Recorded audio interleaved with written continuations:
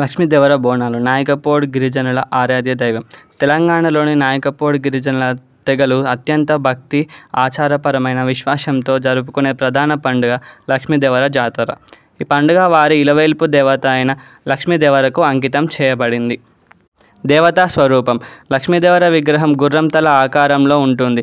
ఈ దేవతను రక్షణ, శ్రేయస్సు, ఆరోగ్యం, పంటల ఐశ్వర్యం కలిగించే శక్తిగా గిరిజనులు పూజిస్తారు. పురాణ నేపథ్యం. పౌరాణిక కథనం ప్రకారం పాండవులు మగధ రాజ్యంపై యుద్ధం చేసినప్పుడు రుక్మిణీదేవి తన అన్నను రక్షించేందుకు మారువేషంలో యుద్ధరంగానికి వెళ్తుంది. అర్జునుడు పొరపాటున ఆమెను బాణంతో కొట్టి తల తెగిపోతుంది. రుక్మిణి తల నాయకపోడు పెద్దలకు లభిస్తుంది. వారు కృష్ణునికి అప్పగించమని ఆమె అభ్యర్థిస్తుంది. కృష్ణుడు సంజీవని మంత్రంతో రుక్మిణికి ప్రాణం పోయజేసిన తలకు కూడా జీవం వస్తుంది.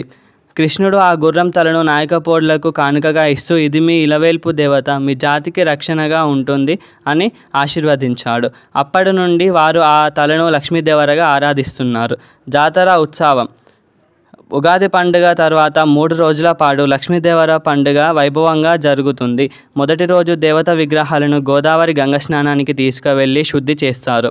రెండవ రోజు ఊరేగింపు, మూడవ రోజు బోనాల సమర్పణ జరుగుతుంది. ప్రతి ఇంటి నుంచి బోనం తీసుకువచ్చి అమ్మవారికి సమర్పిస్తారు. మేడారం జాతరలో పాత్ర. మేడారం సమ్మక్క సారలమ్మ జాతరలో లక్ష్మీదేవర